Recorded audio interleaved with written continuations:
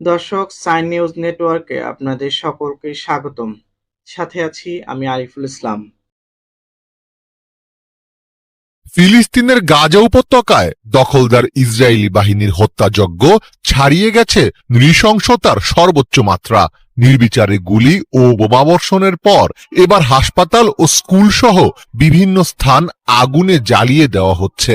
গাজাকে খালি করতে ইসরায়েলি সেনারা বুলডুজার এবং খননকারী যন্ত্রের পাশাপাশি মাইন এবং বিস্ফোরক ব্যবহার করে হাজার হাজার ভবন গুড়িয়ে দিচ্ছে।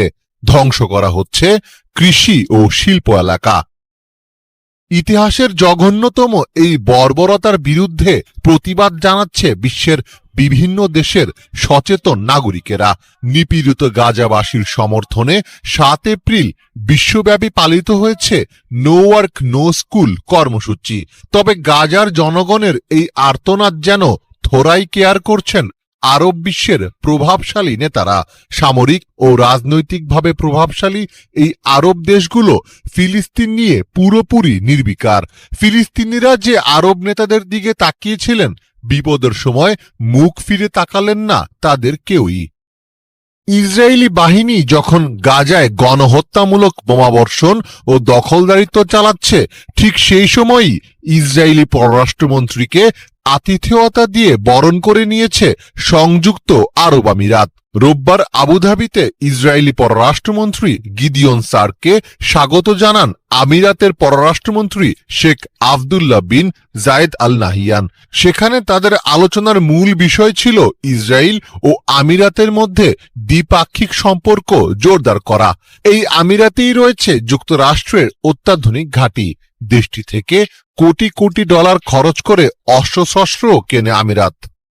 আমিরাতের সবচেয়ে ঘনিষ্ঠ মিত্র হিসেবে পরিচিত সৌদি আরব।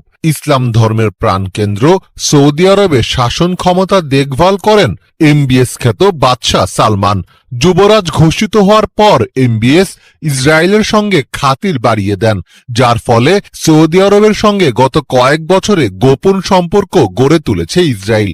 2017 সালে এমবিএস গোপনে ইসরায়েল সফর করেন। যুক্তরাষ্ট্রের কট্টরপন্থী ইহুদিদের মতামতকে তোষামোদি করে স্বাধীন ফিলিস্তিন রাষ্ট্র প্রতিষ্ঠা নিয়ে তিনি অবজ্ঞাসূচক মন্তব্য করে সংবাদ মাধ্যমের শিরোনাম হয়েছিলেন। ফিলিস্তিনের জন্য লড়াই তো দূরে থাক, যুদ্ধ চলাকালীন সৌদি আরবে ফিলিস্তিনিদের পক্ষে কোনো বিক্ষোভের অনুমতি দেওয়া হয়নি। ফিলিস্তিনের প্রতিবেশী আরেক মুসলিম রাষ্ট্র মিশর। দুই দেশের মাঝে রয়েছে দীর্ঘ সীমান্ত এলাকা। তবে এই সীমান্তের বেশিরভাগ জায়গা জুড়ে বসানো হয়েছে 7 লেয়ারের তার ও শক্ত দেয়াল। বাস্তুচ্যুত ফিলিস্তিনিরা যাতে কোনোভাবেই মিশরে প্রবেশ করতে না পারে, সেজন্যই নেওয়া হয়েছে এই ব্যবস্থা। শুধু তাই নয়, কেউ সীমানা পেরিয়ে ভেতরে প্রবেশের চেষ্টা করলে সরাসরি গুলির নির্দেশনা দেওয়া হয়েছে। জটিল সমীকরণে চলে মধ্যস্থতাকারীর তকমা লাগিয়েছে কাতার।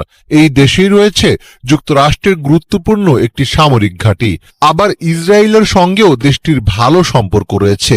ফিলিস্তিনি যোদ্ধাদের প্রতি সহমর্মী হলেও কাতার সবসময়ই দ্বৈত ভূমিকা পালন করে এসেছে।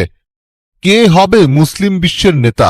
গত কয়েক দশক ধরে এই প্রশ্নের উত্তর খুঁজছেন বিশ্বের কোটি কোটি মুসলিম। বিশ্লেষকদের মতে, যে দেশ গাজা সংকটের সমাধান করতে পারবে তারাই মুসলিম বিশ্বের নেতা হবে। তবে চোখের সামনে হওয়া এই ধ্বংসযজ্ঞ বন্ধে কোনো মুসলিম দেশই অভিভাবকের দায়িত্ব পালন করতে পারেনি। অভিভাবকহীন হয়ে পড়া মুসলিম দেশগুলোর হাল কে ধরবে, সেটিই এখন বড় প্রশ্ন।